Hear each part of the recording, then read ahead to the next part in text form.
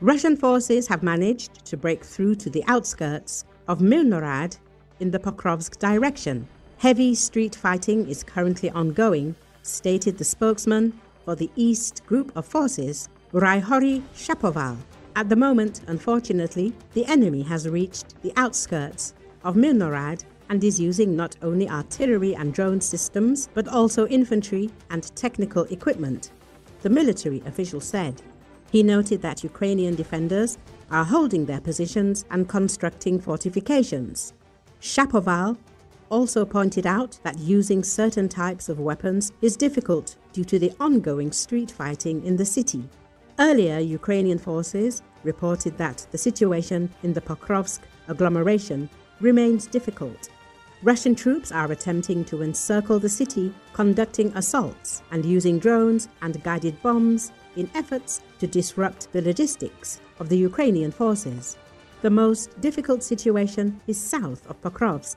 The Russian troops are actively trying to turn the settlement of Zvirove into a grey zone where they do not have full control.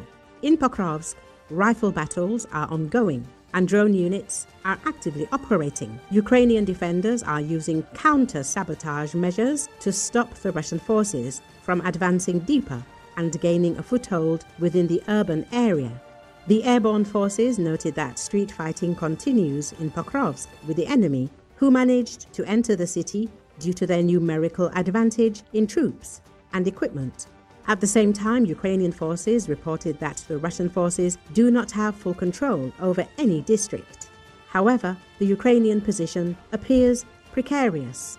Small groups of Russian soldiers have penetrated the city, and fierce street fighting is underway, with Ukrainians attempting to track down and drive out the occupiers. However, the very fact that Ukrainian troops remain in the city over so many years has thwarted Russian plans. "We're holding the city for now. There's persistent chaos there," said a Ukrainian major whose brigade was stationed in the Pokrovsk area, adding that there were no plans to retreat. An officer speaking on condition of anonymity reported that between 200 and 250 Russian troops have amassed on the southern side of the city. Right now, there's a combat situation. Street fighting, he noted. Ukrainian special forces and assault troops arrived to strengthen the defense and cleanse Russian troops, he added. If Pokrovsk falls, it will be the largest city captured by Russian forces since the bloody battle for Bakhmut in 2023.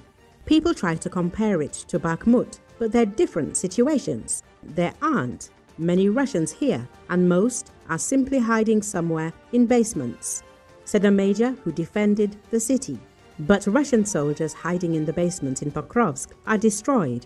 Pokrovsk is a key link in the chain of fortress cities preventing Russia from capturing the entire Donetsk region, one of its main goals in this war.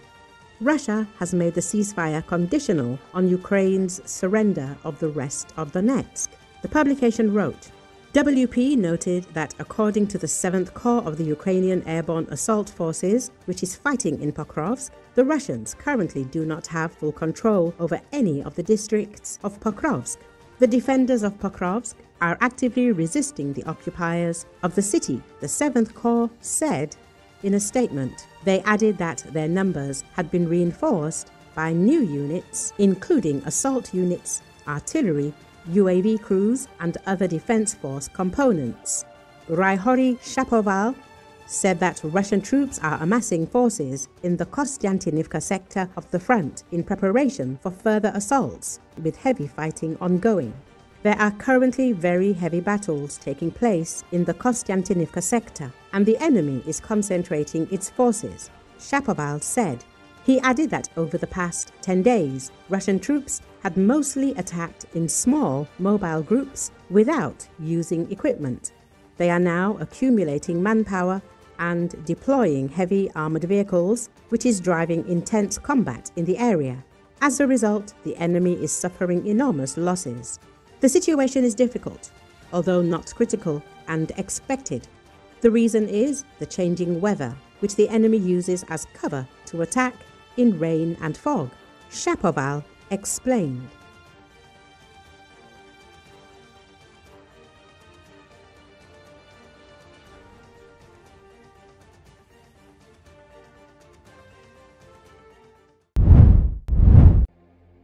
A federal agent had a daring plan: convince Nicolas Maduro's chief pilot to surreptitiously divert the Venezuelan president's plane to a place where U.S. authorities could nab the strongman. According to Associated Press, his intrigue-filled plan had all the ingredients of a Cold War spy thriller: luxury private jets, a secretive meeting at an airport hangar, and high-stakes diplomacy in a delicate dance to lure a loyal Maduro lieutenant to switch sides. There was even a final bit of intrigue aimed at rattling Maduro about the pilot's true loyalties. More broadly, the scheme reveals the extent, and often slapdash fashion, to which the U.S. government has for years sought to topple Maduro. En la unión poderosa cívico-militar, construida por Bolívar y refundada por nuestro comandante Chávez, con la verdad y el mandato que el pueblo me dio el 3 de diciembre, nosotros venceremos. Clearly an indication that's an important figure on board. And yes, National Airport, if you're just joining us, we welcome you across the Vincent the Grenadines, the Caribbean and the world, taking place here at the Argyle International Airport between both leaders and the CARICOM. The secret effort to recruit Nicolas Maduro's pilot to join a plot to bring the Venezuelan strongman to justice began in the Dominican Republic last year. A federal agent caught wind that Maduro's planes were being serviced in the Caribbean, and he sought permission from the Dominican authorities to approach the pilots for Maduro who were there to oversee the work.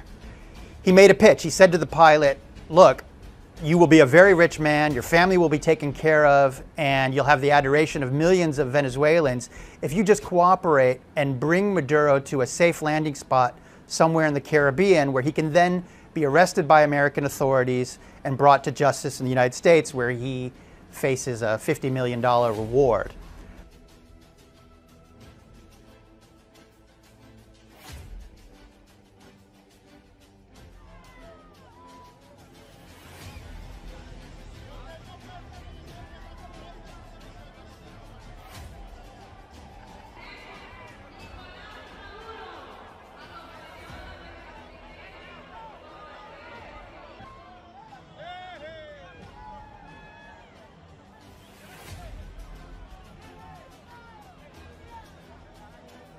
The plot ultimately did not succeed. The pilot either had no intention of ever cooperating or got cold feet, but it is incredibly relevant because now the U.S. has made no secret of its efforts to get rid of Maduro.